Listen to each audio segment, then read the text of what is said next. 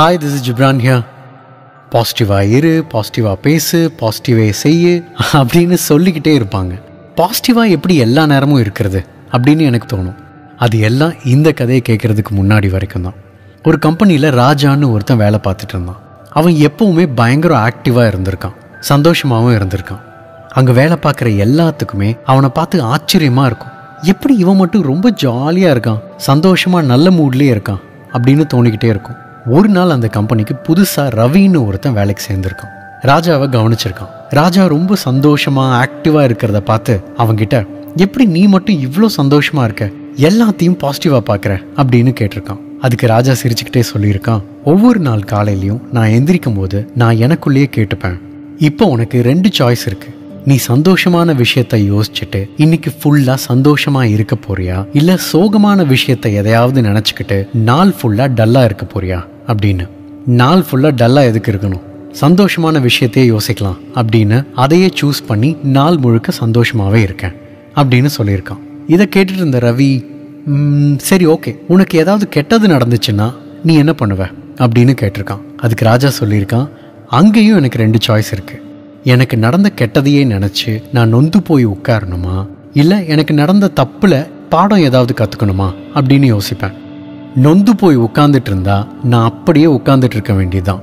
அதனால நடந்த தப்பு ஏன் நடந்துச்சு அப்படின்னு யோசிச்சு அது திரும்ப நடக்காம பார்த்துக்கலாம் அப்படின்னு அதையே சூஸ் பண்ணுவேன் அப்படின்னு சொல்லியிருக்கான். இதை கேட்டுட்டு இருந்த ரவி, சரி ஓகே, ஆனால் யாராவது உன்னை பற்றி தப்பாக பேசினாங்கன்னா அப்போ நீ என்ன பண்ணுவ அப்படின்னு கேட்டிருக்கான். அதுக்கு ராஜா சொல்லியிருக்கான், அப்பவும் என்கிட்ட 2 சாய்ஸ் இருக்கே. அவங்க தப்பாக பேசினதை நினச்சி அப்செட் ஆகலாம், இல்லைன்னா அதுக்கு பின்னாடி ஏதாவது ஒரு பாசிட்டிவ் சைடு இருக்கா அப்படின்னு பார்ப்பேன். தப்பாக பேசுகிறவங்க பேசிகிட்டு தான் இருப்பாங்க, அவங்கள போய் நான் திருத்த முடியாது. ஆனால் அவங்க பேசினதுல இருந்து ஏதாவது பாசிட்டிவ் இருந்துச்சுன்னா அது என்னை மாற்றிக்க ஹெல்ப் பண்ணும். அதனால் நான் அதையே சூஸ் பண்ணுவேன் அப்படின்னு சொல்லியிருக்கான். ராஜா தொடர்ந்து ரவி கிட்ட சொல்லியிருக்கான், நம்ம கிட்ட எப்போவுமே 2 சாய்ஸ் இருக்குது. அந்த 2 சாய்ஸில் நாம் எதை சூஸ் பண்ணுறோங்கிறதுல தான் நம்மளோட லைஃபே இருக்குது. ஒரு சாய்ஸ் நம்மளை எப்போவுமே வருத்தப்பட வச்சு சங்கடப்பட வச்சுக்கிட்டே இருக்கும். இன்னொரு சாய்ஸ் நம்மளை சந்தோஷமாக சிரிச்சுக்கிட்டு நல்ல மூட்லேயே வச்சுருக்கோம். என்ன கேட்டால் முதல் சாய்ஸ் எடுத்தால் நம்மளை வேலையே செய்ய விடாது, முடங்கி போட்டுடும். ஆனால் 2வது சாய்ஸ் எடுத்தேன்னா எப்போவுமே சந்தோஷமாகவே இருக்கலாம், உன்னை சுற்றி இருக்கிறவங்களே உன்னால் சந்தோஷமாக வச்சுக்க முடியும் அப்படின்னு ராஜா ரவி கிட்ட சொல்லியிருக்கான். இந்த இன்சிடென்ட்டுக்கு அப்புறம் ராஜா வேற ஒரு கம்பெனிக்கு வேலைக்கு போயிட்டான். ரவியும் வேற ஒரு கம்பெனிக்கு வேலைக்கு போயிட்டான். ரொம்ப வருஷம் கழிச்சு ராஜாவுக்கு ஆக்சிடென்ட் ஆயிருக்கிறதா ரவிக்கு நியூஸ் வந்திருக்கு. ராஜா எந்த ஹாஸ்பிட்டலில் இருக்கான் அப்படின்னு விசாரிச்சுட்டு ரவி போய் பார்த்துருக்கான். ராஜா பெட்டில் படுத்து இருக்கும்போது ரவி அவங்கிட்ட கேட்டிருக்கான், ரொம்ப பெரிய ஆக்சிடென்ட்னு கேள்விப்பட்டேன், 60 அடி உயரத்துலேருந்து விழுந்ததா சொன்னாங்க, ஆப்ரேஷன் பண்ணுறதுக்கே 18 மணி நேரம் ஆச்சுன்னு கேள்விப்பட்டேன், நீ உயிர் பொழைச்சதே அதிசயம் அப்படின்னு ஃப்ரெண்ட்ஸ் எல்லாம் பேசிக்கிறாங்க, அந்த நேரம் உனக்கு எப்படி இருந்துச்சு அப்படின்னு ரவி கேட்டிருக்கான். அதுக்கு ராஜா சிரிச்சுக்கிட்டே சொல்லியிருக்கான், பெரிய ஆக்சிடென்ட் தான். என்னை ஹாஸ்பிட்டலுக்கு கூட்டிகிட்டு வரும்போது டாக்டரோட ஃபேஸை பார்த்து நானே பயந்துட்டேன். ஆனால் அப்போவும் என்கிட்ட 2 சாய்ஸ் இருந்துச்சு, சாக போகிறோமா இல்லை வாழ போகிறோமான்னு. செத்தா என்ன நடக்கும்னு நமக்கு தெரியாது, அதனால் வாழ்ந்து பார்த்துக்கலான்னு முடிவு பண்ணி டாக்டர்கிட்ட சொன்னேன்.